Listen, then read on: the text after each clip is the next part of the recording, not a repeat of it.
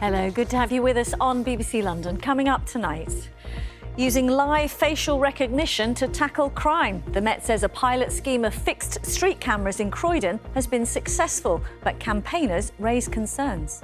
We're seeing reductions in almost all crime types, so certainly in shoplifting, in robbery. I think we all want serious criminals to be caught, but that doesn't justify subjecting the entirety of the population to suspicionless identity checks. Also on the programme, after the capital's first MP defects to reform, we get reaction from people in his Romford constituency. Plus, HS2's longest tunnel, the 10-mile stretch under the Chiltern Hills, is finally completed. We take a look. And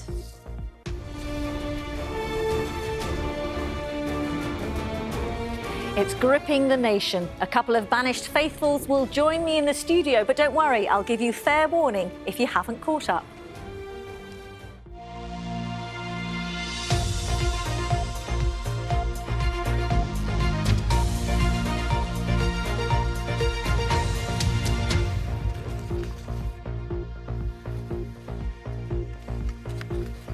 Good evening to you.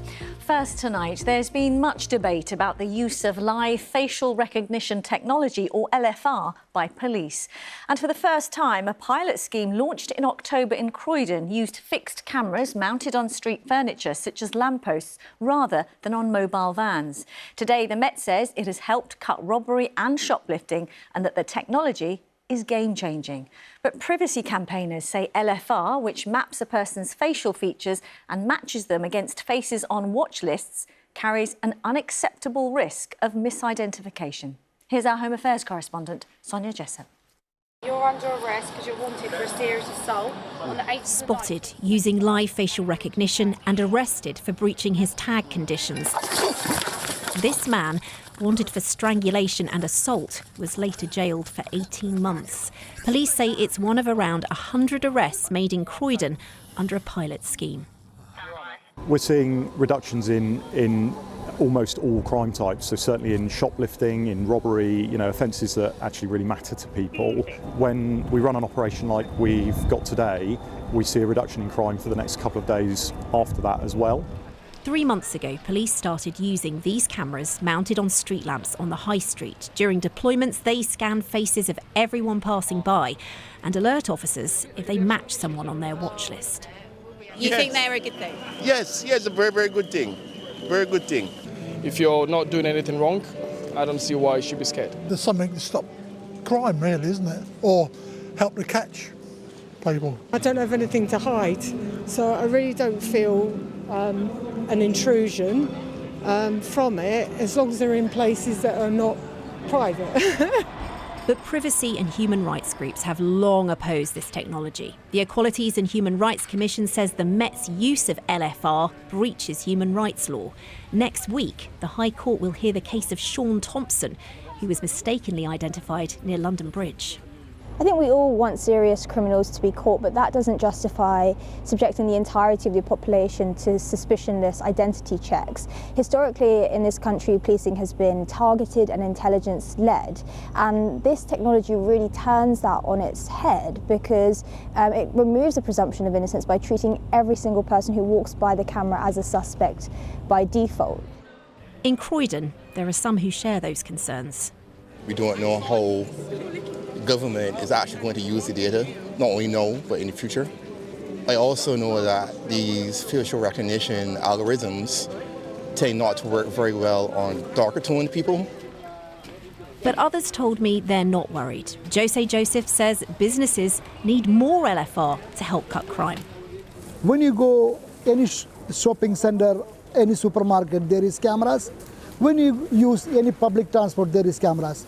Why you worry about the face recognition camera? This is only for the people who have a criminal background. In this world of the internet and all the access that's available today, they give everything to the internet, and they're worried about this, a little bit of security. That's sort of funny to me. The Met says it uses LFR in a lawful and non-discriminatory way, and the data of anyone who's not wanted is immediately and permanently deleted. And Sonia joins me now. If the Met says this has been successful, could it be rolled out to other areas? Well, the Met says it's not currently planning on expanding that pilot scheme, but make no mistake, it believes, it is convinced that LFR is a groundbreaking tool for fighting crime. We've seen more and more of these deployments using mobile vans around London, and it says it's helping get the most violent offenders off the streets. I mean, we heard there in Croydon, they're convinced that it's bringing down the crime in the local area. I asked how they could be so convinced it was down to that LFR pilot and not other things like hotspot neighbourhood policing, for example, but they are insistent it is because of the scheme. They say it's cutting the time it takes to catch wanted offenders, and they say they're making an arrest on average every 34 minutes when they're using it.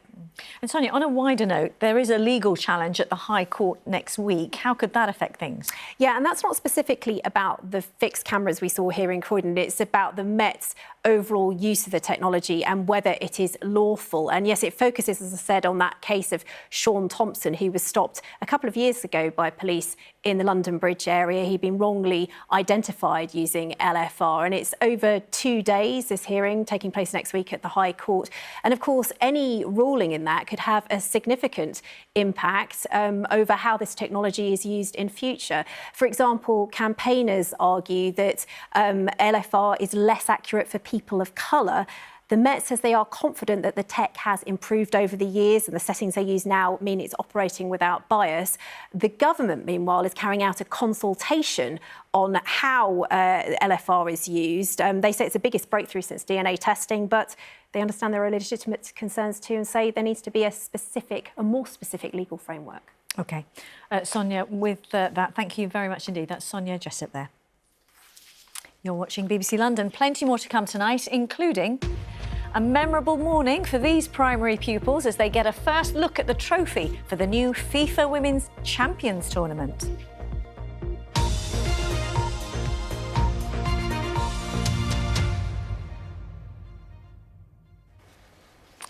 The Member of Parliament for Romford has defected from the Conservatives to Reform UK, becoming the first London MP to do so.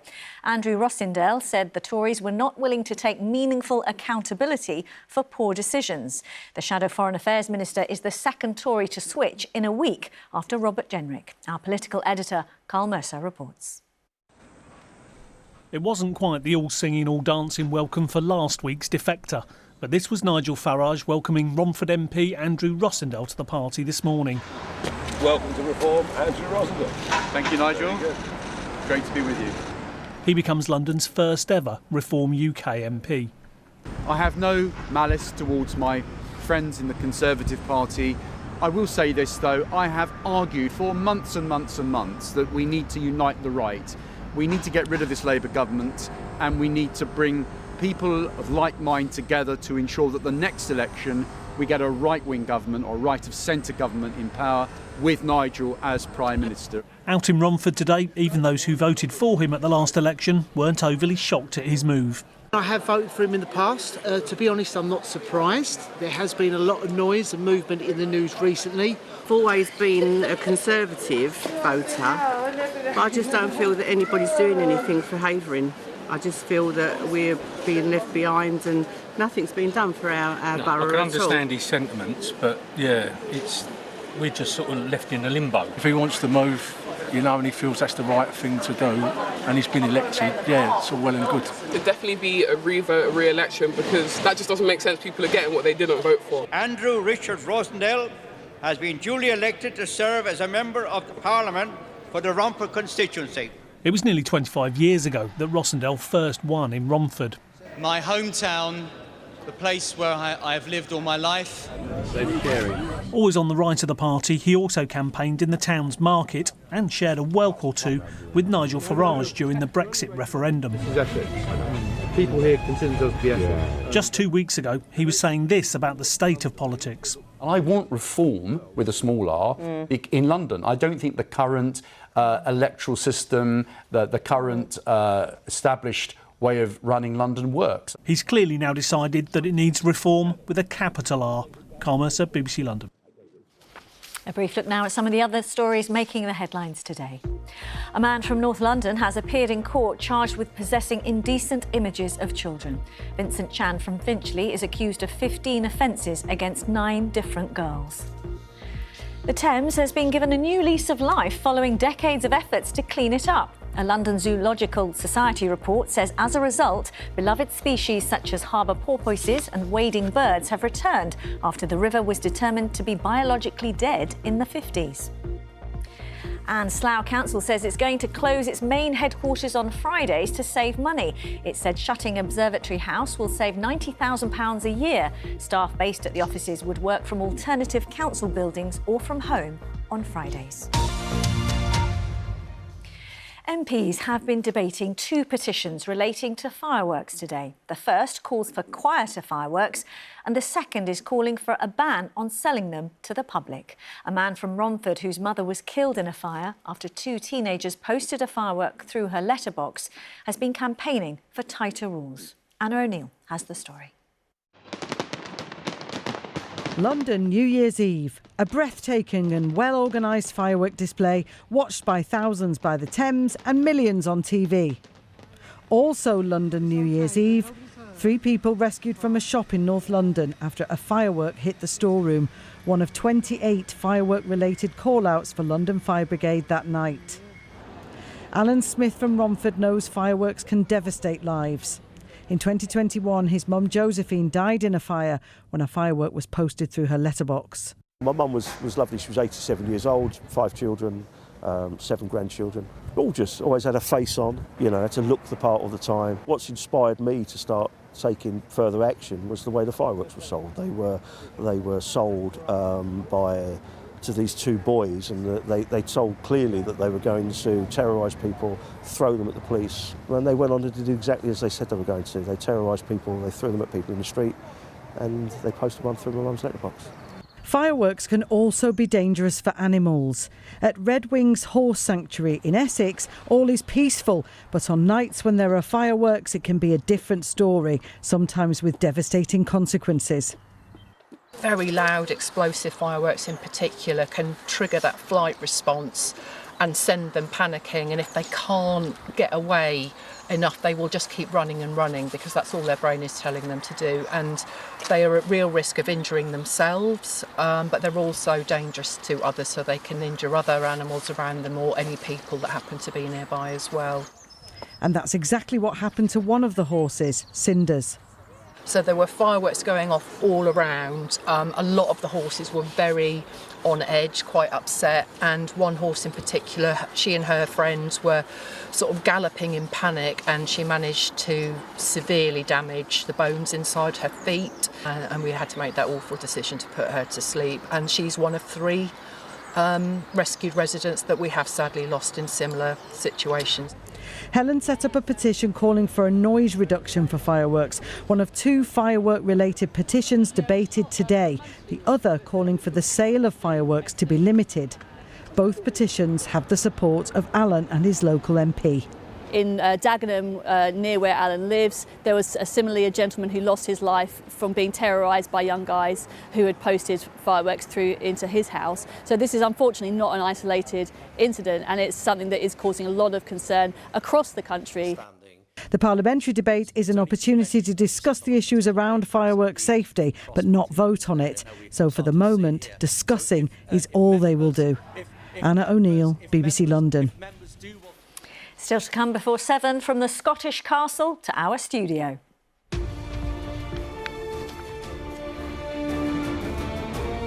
Millions of us are watching, and a couple of banished faithfuls will join me here shortly.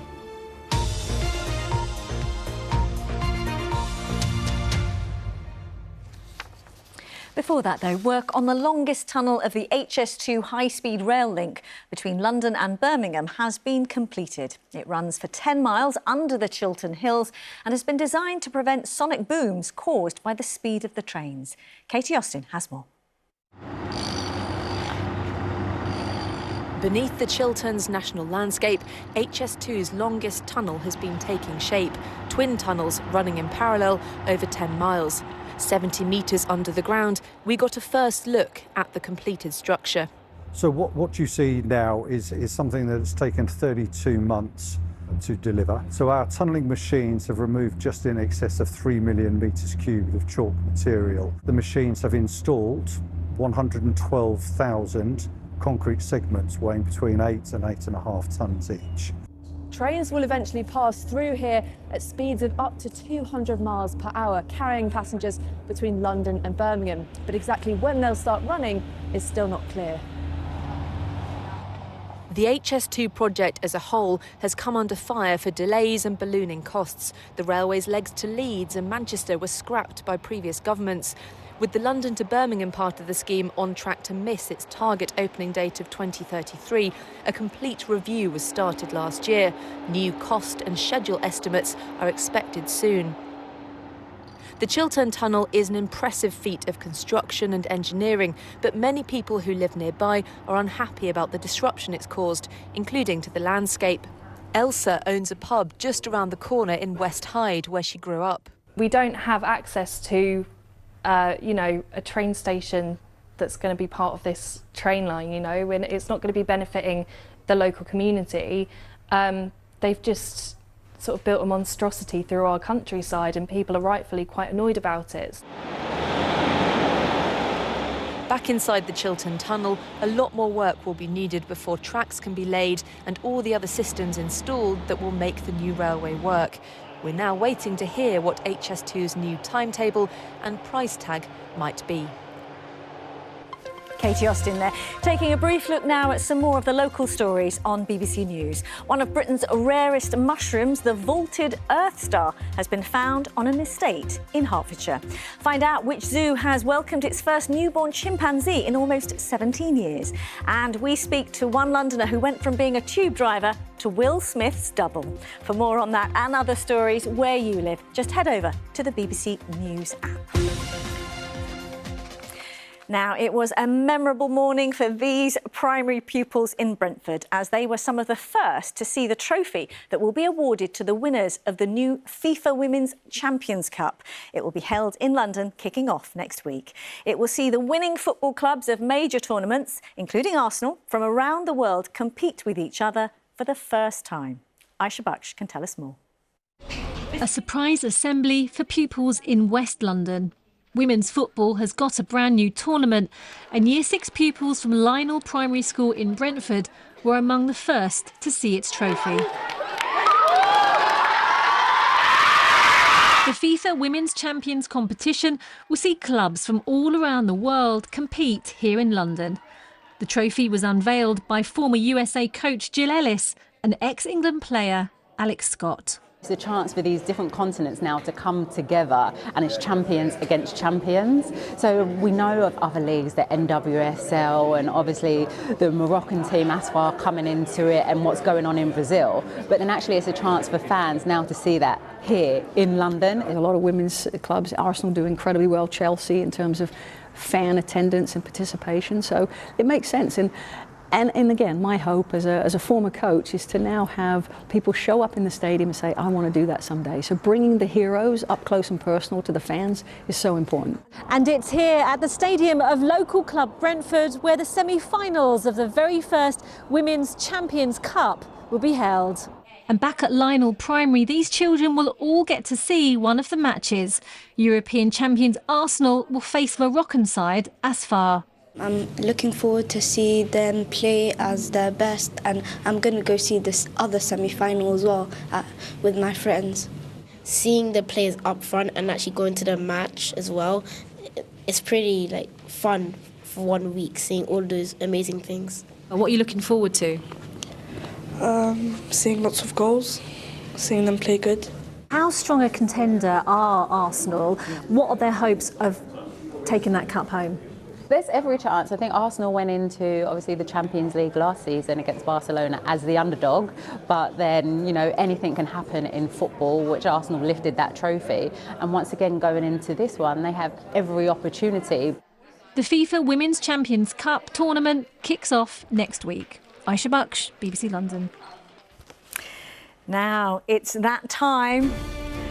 to look away and mute for the next few minutes if you're not up to date with the Traitors. But 8 million people did tune in to watch Friday's show live to see the latest banishment from the castle after an emotional roundtable. And they revealed more to the group than just being a faithful. Here's a quick reminder of some of the drama. Ross. Ellie. Live and work in London. What about yourself? Yeah, I also live in London. Is it? I was worried about you this morning. I was worried about myself. Can I ask you a question? Please. Was Hugo this dramatic in the turret? Was Hugo this? Gone with Ross. Ross. For Ross. A faithful. I'm really sad to see him go, especially because Ross is actually my boyfriend. Ellie, you have received the most votes. Please come up here and join me. I didn't come in here alone.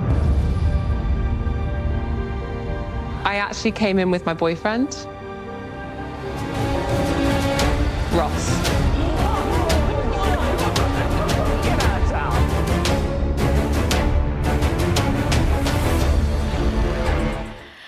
Wow, dramatic. And Traitors couple, Londoners Ellie and Ross, join me. I mean, does it still feel dramatic?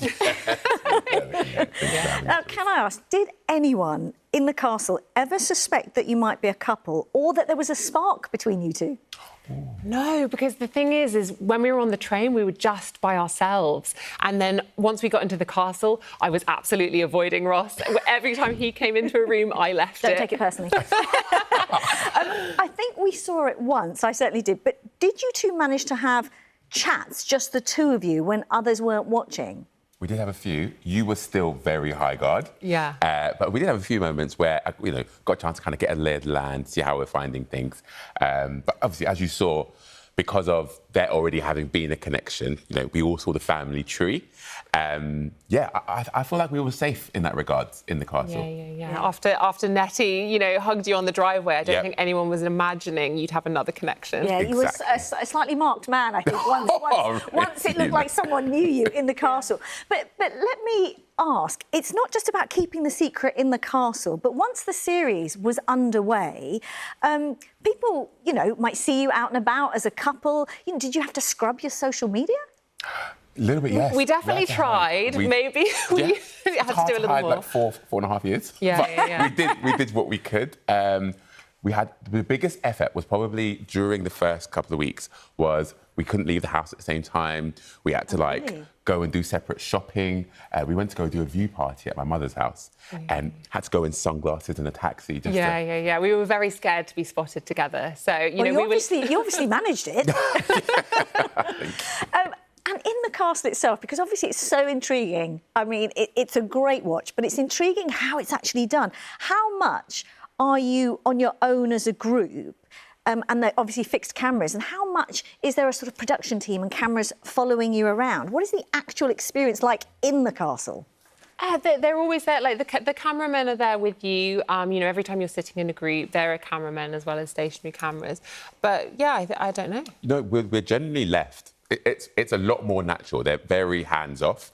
And so everything is captured whilst we're just being left to interact with each other for the day. Yeah, you're definitely left to, flow freely. No one's telling you what to do. Now, when Ross was banished, Ellie, you sort of said, I'm going to avenge his banishment. But you were playing it quite cool and under the radar. Do you think that's probably what made people suspicious? Yeah. Do you know what, actually? I said I was going to avenge him, but what I really meant by that is I'm going to try and win for us, for the household. And I thought, actually, being loud right now is not going to help my long-term game plan. So I was trying to go under the surface and kind of survive till the end.